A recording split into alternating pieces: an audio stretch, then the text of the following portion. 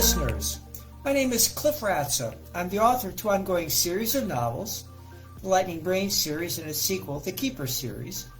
And in addition to being an author and a writing coach, I teach at universities and have a consulting business. If you would like to learn more about me, my books, and my writing coach activities, please contact Prime Solutions via the lightningbrainseries.com website. Now, I try to make videos that I think authors and writers, as well as most people, might enjoy listening to. And I want to cover material in a manner that you might not see on the news or in other videos. I figured that if I can't find a different point of view, there's no reason for me to add something that you can find elsewhere. Well, the title of this video is Writing is Kid Stuff. So be sure to KISS. And KISS stands for the acronym Keep It Simple, Stupid. And the stupid refers to me, or maybe to my simple scholar approach. Anyway, the title is Writing is Kid Stuff, so be sure to KISS.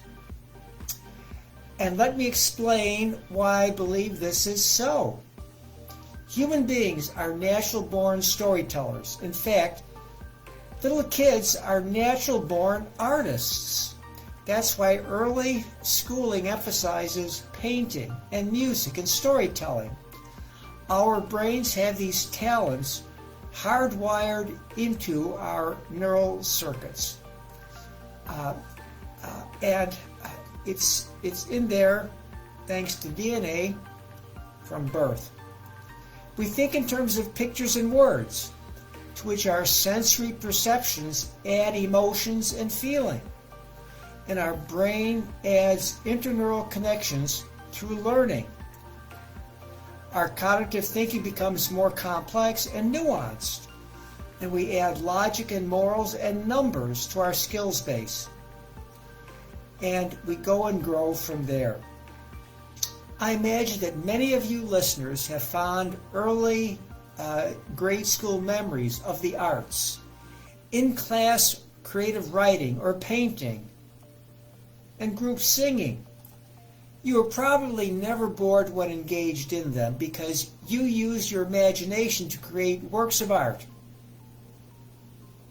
We lose track of time when we engage in creative mind play because we are totally living in the moment.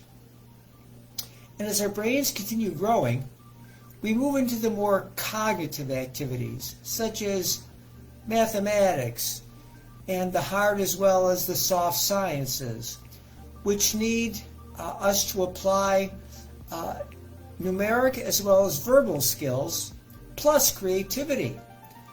But we usually don't think of this as play, and as a result, we might not enjoy these activities as much as we did earlier in school when we were doing arts. That's why many people decide when young to become artists. And for those that do, they can make it a career if their talents are top-notch. But there are relatively few positions for concert quality professional musicians or dancers or painters or famous actors and actresses or authors. But there are plenty of business opportunities for graphics artists, studio musicians, and stage or screen performers. And the same can be said for writers too. All jobs require writing ability, even if it is other than that of a full-time author of novels. Some examples: reporters, business or financial or political policy analysts, copywriters, so on and so forth. And all the grammar and English and writing we learn throughout our academic careers pays off. Most of us have internalized all grammar and writing rules we learned long ago. And though we might not be able to name them all, we don't have to because we instinctively apply them. But it helps if professional authors and writers continually brush up on the rules. And that is what my Prime Solutions Writing Coach program helps them do. And in it, I use some of my videos as well as the more advanced books on grammar and writing. I'll mention a couple. Elements of Style by Strunk and White. The Sense of Style by Steven Pinker. The Anatomy of Story by John Truby. The Writer's Journey by Chris Vogel. And Robert McKee's Story, Dialogue, and Character book trilogy. These books cover all the elements authors need to construct quality books and novels. But here's what I would like to say. You can find all this in books that teach creative writing to children. I came upon such a book last week. Its title is Spilling Ink, A Young Writer's Handbook by Ann Mazer and Ellen Potter. Its writing style makes for lots of fun for kids while reading and doing the exercises. And it was fun for me too. Let me take you through a sample of what's in it. And I'll mention that the layout is easy to read. Wide-spaced lines, large font, plus plenty of white space, and clever diagrams. Well, the first part, which is a short introduction, inspires young would-be writers by telling them they already have the skills for writing stories, so they should simply start writing. The second part tells young writers how to use their skills to craft a story. How do you do that? Well, the authors say that young writers should use their imagination to create characters, storylines, and plots. And they also give succinct and simple definitions of what characters and storylines and plots are all about. And they come up with good points by simply talking to readers via a point of view that the reader can easily understand. And the young writer is guided through just enough of all the foundational mechanics to show them how to do it all. And the third part of the book describes what the career of a writer is like. A young person should become a writer if they enjoy the excitement of actually painting with words, something they want to share with others. They will need to set up a writing habit or schedule, just like anyone does when working. And they should realize that some days will be more fun than others. Writer's block is something all professional writers go through occasionally, so just be aware of it. It's okay to study how great authors write, but do that only so you can develop your own voice. That's your unique way of choosing words and constructing sentences. And always welcome constructive criticism. That's how we improve. Unlike the more sophisticated books about writing, this one doesn't get bogged down in didactic preaching and teaching about the rules. It simply gives enough when showing the young writer how to use them. And now I'll mention another book about writing that's the other end of the sophistication axis. Transparent Minds, Narrative Modes for Presenting Consciousness in Fiction, written by Dorrit Cohn. Dorrit Cohn was an Austrian-born scholar of German and comparative literature whose work centered on formal analysis of narrative fiction. She earned degrees in linguistics as well as physics. She retired in 1995 and her final years were spent in Durham, North Carolina, doing literary analysis. I have read the book plus its reviews, and here is a review excerpt that is right on the nose. Cohn's treatment is incredibly full and detailed. She creates a framework for understanding and using the different ways of portraying consciousness open to fiction writers today. The historical dimension and many examples are very valuable. A truly illuminating study. This book investigates the entire spectrum of techniques for portraying the mental lives of fictional characters in both stream of consciousness novel and other fiction. Each chapter deals with one main technique, illustrated from a wide range of 19th and 20th century fiction by writers including Stendhal, Dostoevsky, James, Mann, Kafka, Joyce, Proust, Woolf, and Sartre. And I'll excerpt a bit more from another professional reviewer's analysis of the book. It begins with a quote regarding the book Ulysses by James Joyce. Here's the quote. The supreme question about a work of art is how deep a life springs from it.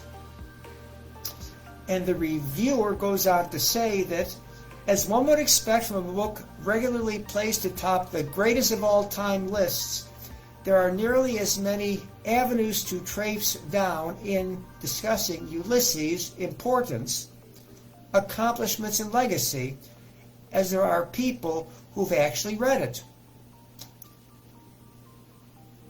And the preeminent reason for continuing importance of Joyce's masterpiece is its place as the foundation stone for the revolution of the mind in fiction. Virginia Woolf famously talked about the luminous halo enveloping consciousness. And, a bit ironically given her initial limited interest in it, Ulysses stands as the greatest assemblage and demonstration of methods of rendering consciousness in fiction. There have been innumerable books, essays, and articles written about Joyce and Ulysses, a number that will perhaps be doubled this year alone as the literary world takes stock of the centenary. Cohn, in this book and in her system, regroups the technical and mechanical categorization of methods of presenting consciousness in third-person fiction into three modes: psychonarrative, quoted monologue, and narrated monologue. These terms represent, respectively, the narrator discussing the character's thoughts, the character's thoughts themselves, and the character's thoughts presented in the narrative's language. I have read the book because I like to delve into sophisticated nuances of linguistics and writing. And using my simple scholar syntopical approach, I think I can tell you in a much clearer and shorter manner what the book is about. It's all about how you present a point of view expressing what the characters are thinking. I wouldn't recommend this book to authors and writers unless they wish to delve into the sophisticated nuances of what point of view is all about, or how to reveal a character's inner thoughts. But authors don't need this level of detail in order to write a quality novel. But I would like to compare the young writer's book, Spilling Ink, that I talked about above, to a book I just read, Writing the Breakout Novel by Don Maas. He's a professional literary agent. His book is the analog of the kids' writing book, but his targets adult authors and writers. First, here's a summary of the book. And let me point out that the layout is typical of adult writing craft books. Not much white space, lengthy paragraphs, and sometimes too extensive exposition and examples. All of this can make for laborious reading. Well, after a lengthy introduction and opening chapter explaining why a writer and author should aim for a breakout novel, the book then has separate chapters explaining what a premise is. That's a storyline interpretation of a specific theme. Public and private stakes. These are things that characters find meaningful because they stand for self-worth. Then there's a chapter explaining how time and place are parts of settings and context, followed by a chapter on characters that possess empathy, building flaws, so that will make them endearing to the audience. And there's a chapter talking about conflict and how you should escalate conflict throughout the book for keeping readers hooked. And there's a chapter on plot templates, like the 3-act W pattern, which contain a sequence of plot and turning points that the book's heroes travel along their odyssey from opening line to the very end of the book. And then it talks about why blending genres today is so helpful for getting book buyers. And there's a chapter that connects theme with premise.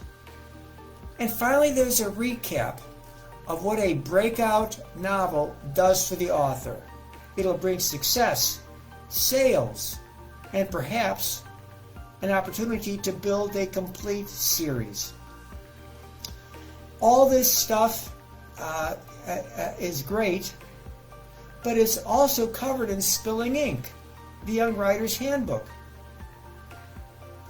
And the Young Writer's Handbook is a much more enjoyable read. And this takes me to the last topic for this video. Why do some critically acclaimed novels and their authors disregard what the books I've just summarized recommend? I will use The Magus, written by John Fowles, to illustrate.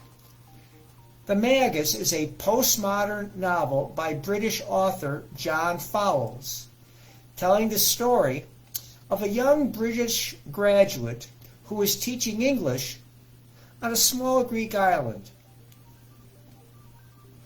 The main character becomes embroiled in the psychological illusions of a master trickster, which become increasingly dark and serious. Well, here's a sample of what readers have to say about the book. First, here's a representative 5-star review. Wow, wow, wow. Although there are some plot issues, along with the cohesiveness of the overall chapters and lines, this book is simply colossal. I'm not sure why it took me so long to actually read the book. I absolutely love Fowles' lush, intricate English, his penetrating psychological insights, absurdly intelligent cynicism of his main characters, and obviously the insane twists, an absolute and unforgettable pleasure. Well, here's a typical 3-star review. The book is weird. It's a nonsensical tale. It does have significant intrigue, and so if you haven't read it yet, you don't want to read my review now, but after you've read it, please get back to my review and let me know your thoughts. And here's what I have to say. I love the horror genre in both literature and film. I typically like the ambience and atmosphere much more than plot. This book is loaded with very strange word ambience. I read this while I was alone at a cabin for 2 weeks, and it literally scared me on occasion. It's maybe not on the Lovecraft level, but it's weird enough that it affected my mood even when I was not reading. I had no idea where the story was going, but it had an atmosphere of dread, danger, and mystery. Unfortunately, when I finished the book, I closed it and looked at it, and I felt really disappointed. I was expecting some kind of fantastic ending that really tied everything together and explained all the mystery. But this book seems almost amateurish in that it presents a variety of occult themes, but there is ultimately no cohesiveness or coherence to it. Fowles is just thrown in a bunch of random intrigues. And here's a typical 2-star review. No suspense. Boring. I know this is supposed to be one of the all-time greats, but it did nothing for me. Not that the writing style is bad. In some cases, the prose was quite lovely. But I hated the story itself. I didn't like the characters, the plot, or the ending.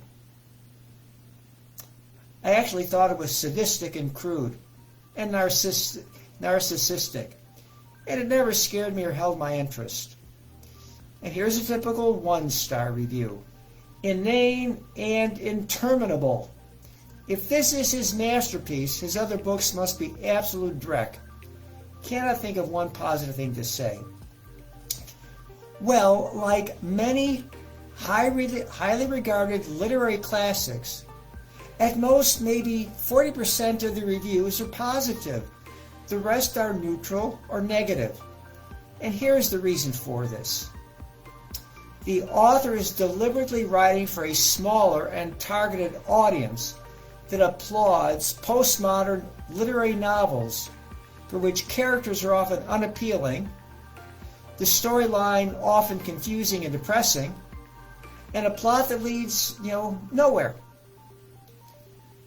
Reaching that target is the mark of success, so I would say The Magus is a success. I have read the book and wouldn't recommend you wade through 656 pages unless you are a member of the book's target audience. The Magus is a postmodern novel by British author John Fowles, telling the story of Nicholas Urfey, a young British graduate who is teaching English on a small Greek island. He becomes embroiled in the psychological illusions of a master trickster. And like I said before, it becomes increasingly dark and serious. And I will end here. So there you have it, my simple scholar summary of why writing is kid stuff. And whether or not you're an author or a writer, I hope you liked it. So I will say bye-bye until next time.